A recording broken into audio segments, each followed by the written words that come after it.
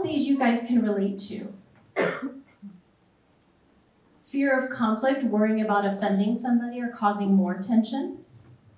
Lack of skills, not knowing enough about the topic that you guys might be debating or might be involved in. Personal biases, as I said before, this one might be the one that we don't realize. Like, we're having an emotional reaction to something and we might not know that it's a bias of ours that we might not have thought about or we knew, but it all of a sudden came out in this conversation. Emotional reactivity, allowing emotions to take over rather than engaging thoughtfully. And peer pressure, fear of social backlash or judgment. Like, I'm just gonna stay quiet. I don't want somebody to think something ill of me, right? Or pass judgment. So these are all barriers and they're all valid. And clearly you guys are all aware of it. Listening is a strategy, but not just listening, but active listening. Active listening involves understanding what they're trying to say and asking clarifying questions, or paraphrasing.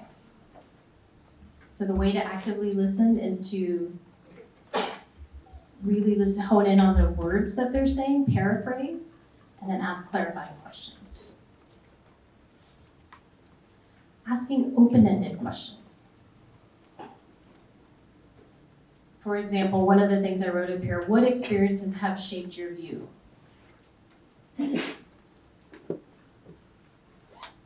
Not, do you believe this or this, right? Or the yes-no questions, but actually wanting to understand their lived experience. Staying curious versus trying to be the expert.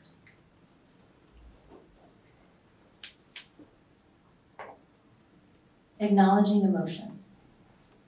Like we said, right, since the beginning, there's emotions. When difficult dialogues invoke emotion. So how do you recognize and manage emotions?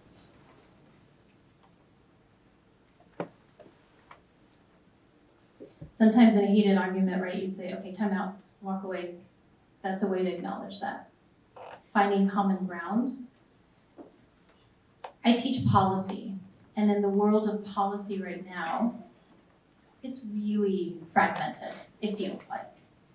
And so this notion of trying to find common ground among, I do health, but among any controversial topic right now is a plus. And reflection. I imagine that some of these strategies you've already heard for other realms of life or other areas that you might be working in, gaining knowledge in, building skill sets in. But for difficult dialogues, these are key strategies. And things that, right, things that are doable in the moment, understandable in the moment.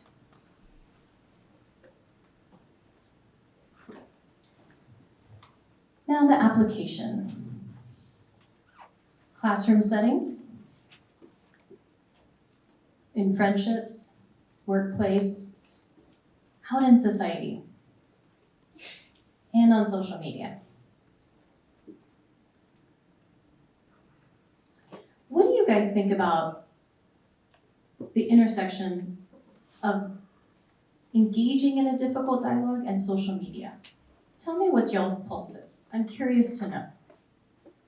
Yes?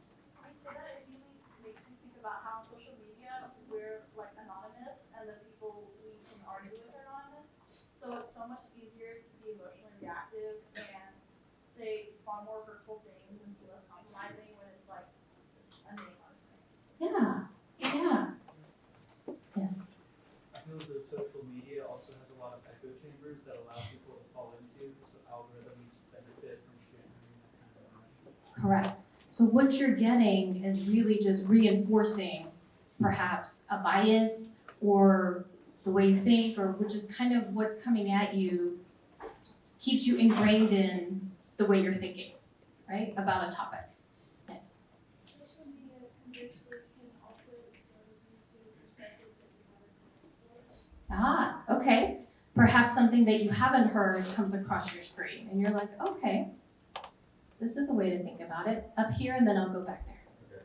So I think like, I remember like the founder of the ULS, like George Washington, it is like talking about political polarization. I think that what we are seeing with social media is that, because it's like, I've got to think about specifically folks about people that have opposing views, this is like, become more divisive, right? It's more divisive Yeah. because of opposing views. Yeah. Yeah, and social media tends to create that division a little more. Yeah, okay. Yes, It's very easy to stay with your own opinion. Because Yes. if I create a video saying this is what I believe, I can easily delete comments saying, oh, I don't agree with you, or you're wrong. yeah. So what does that do for dialoguing for you guys? What do you think what does that do for you guys? Does it make you want to engage more or less? Or how do you approach it?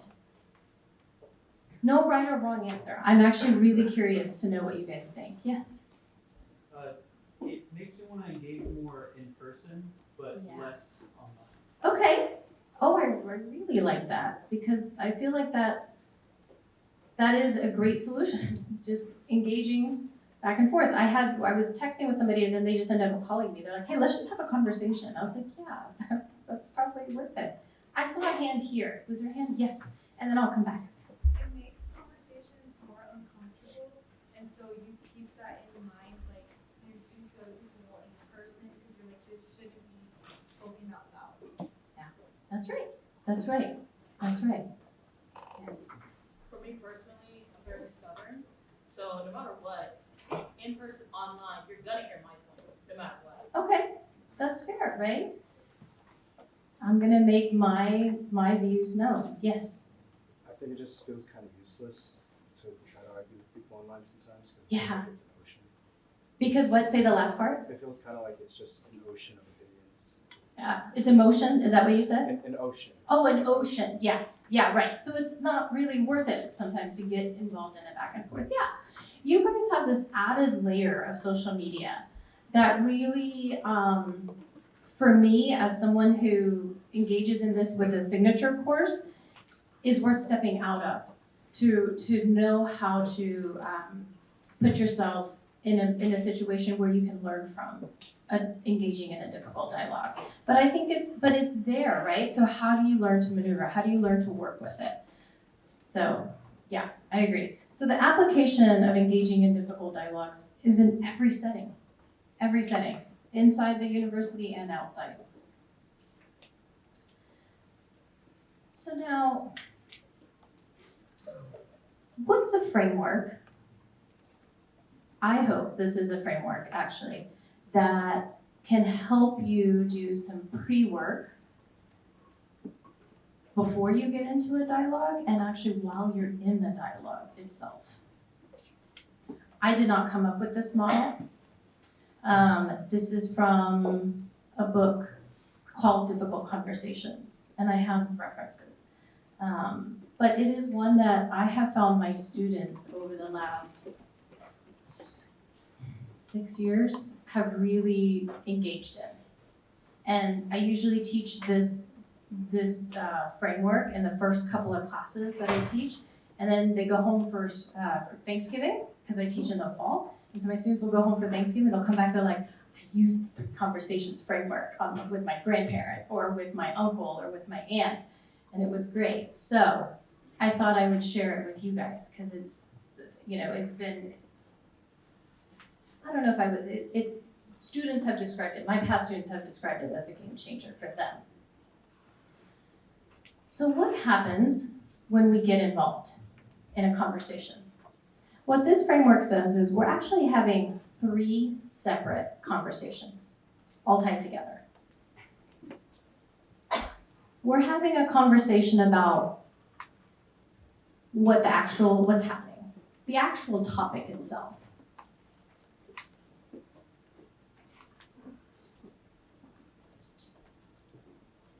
So the topic could be, like I said, I teach policy, so we often, immigration. It could be about affirmative action. It could be Title IX. It's what the topic is, what's really happening here. And then there there's a conversation that involves feelings, which you guys so aptly pointed out earlier. And then there's a conversation that we often don't even know is there. It's about identity. It's about how that conversation we're having impacts the identities that we have.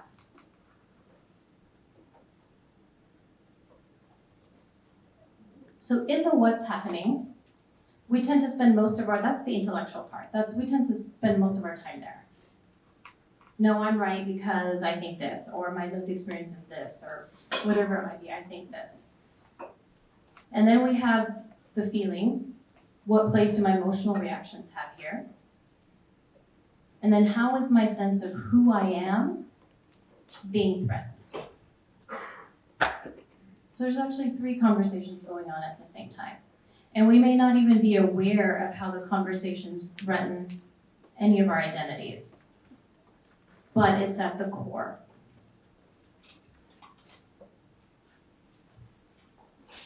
All right, so stay with me, I'm digging a little deeper here. I know that's a lot of words, but I will walk you through it. In that what's happening, I say we, when we're in a heated debate, think about the last time you were in a heated conversation, right? How many of you were in that conversation and at some point in that conversation felt, God, I'm right. I'm so right about this. Anybody have felt that? Yeah. When I get into a discussion with my husband and talk about gender, I was like, no, I'm so right about what I know about women. I know it. And that tends to be this place of certainty versus curiosity. So the hole I fell into is like, I was certain that I was right versus the curiosity piece. So when you find yourself in that situation, choose curiosity. Seek to understand through asking questions. Why does the other person think this way? What's in their life that has led them to this perspective? And what implicit rules have they formed? And then why do I think this way? I think the way that I do. Right? I'm like, I did my dissertation on gender equity. I know what I'm talking about when it comes to gender.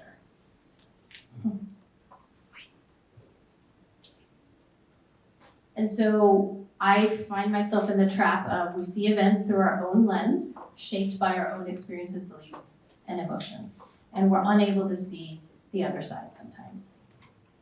But know that there is a side that the other person's coming from and how you choose curiosity over certainty. The second piece is intention versus impact. I assumed the worst about my husband's intentions when he said, "What's for dinner?" I'm like, just not gender roles. We're not, I love cooking, but no, we're not doing this, right? So I assume the worst about somebody else's intentions. And that's what we do. So how do you avoid that?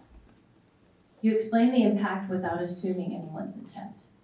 Hey, when you said that, that kind of made me feel like all the responsibility was on me.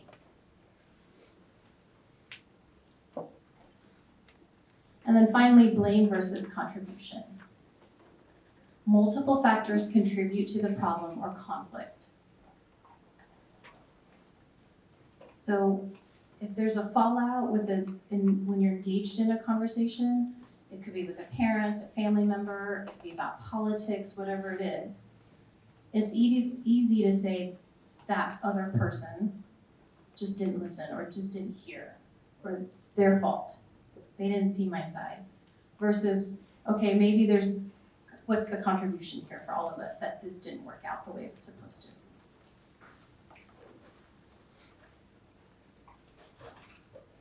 to? Well, I know you guys are asking questions at the end, but anything I can clarify in the moment? So this is still that outer circle, that what's happening. Yes.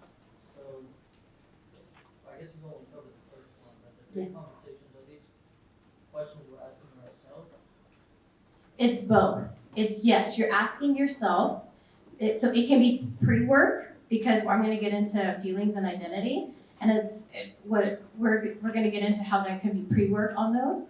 But yes, you can do it in the moment too.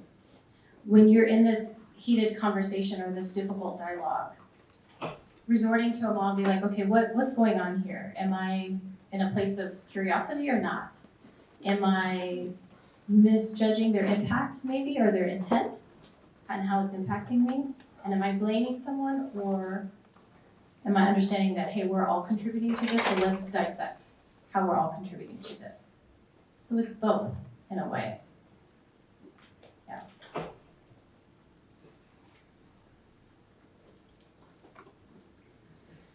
The feelings. I'm a social worker, so I spend a lot of my time here. But the problem is we often try to frame feelings out of we often try to take feelings out of the discussion. And what this model says is unexpressed feelings make it difficult to listen, and unexpressed feelings prevent others from learning and growing from you. And so the pre-work, to your question, the pre-work is if you know you're about to get into a conversation that is a controversial topic, take a moment to understand your feelings around it.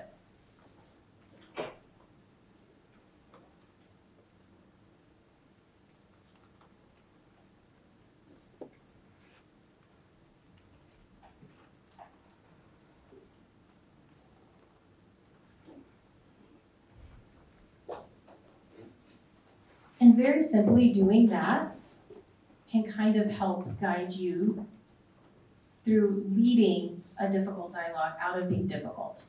Just knowing what your feelings are around this. And then finally, identity. Why I think this is one of the most neglected parts of the conversation, of the three conversations, is because oftentimes, if you take the time to dissect the last critical conversation, difficult dialogue you might have had about a controversial topic, one of these three might be coming up. The research says that one of these three might come up. Am I competent? Or is this other person telling me I'm not competent? My sense of self as a moral, ethical, well-intentioned, good-hearted, empathetic, thoughtful, generous, compassionate person is being questioned. And my sense of worth is being questioned. And why? Because we have many different identities. Doesn't matter, each one of us has many different identities. Doesn't matter where on the scale politically, it doesn't matter, but we all have more than one identity. And how that identity gets triggered within a difficult conversation is worth understanding.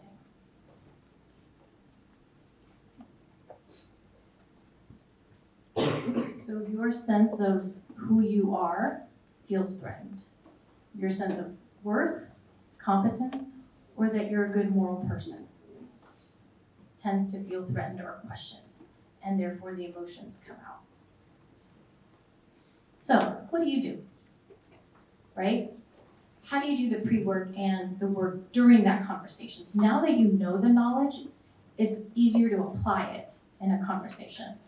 To reflect on the identities and become aware of where you feel fragile, vulnerable, or what your triggers are. Think through any personal experiences as well as societal privilege you have and don't have, and consider your values and responsibilities. One of the things that I tell my students a lot is that when we engage in controversial topics, because that's how the semester rolls, it's not about changing value sets. It's about just opening up perspectives, understanding someone else's point of view. Recognize that we are all complex. We can be worthy of attention, and it might not be my place right now to speak, perhaps. or that you are highly knowledgeable, but you can still learn, and you can still learn something else. So in any conversation, take the time to regain your balance if you feel that something's off.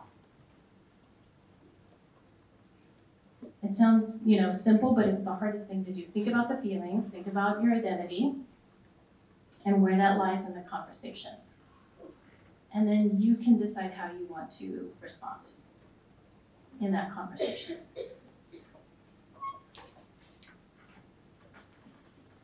And then finally, why this is an essential skill set. Growth prepares you for leadership, advocacy, meaningful relationships here, while you're here and beyond. And it challenges yourself to lean into discomfort and engage in conversations that matter. Because no matter where you are, difficult conversations will come up for you.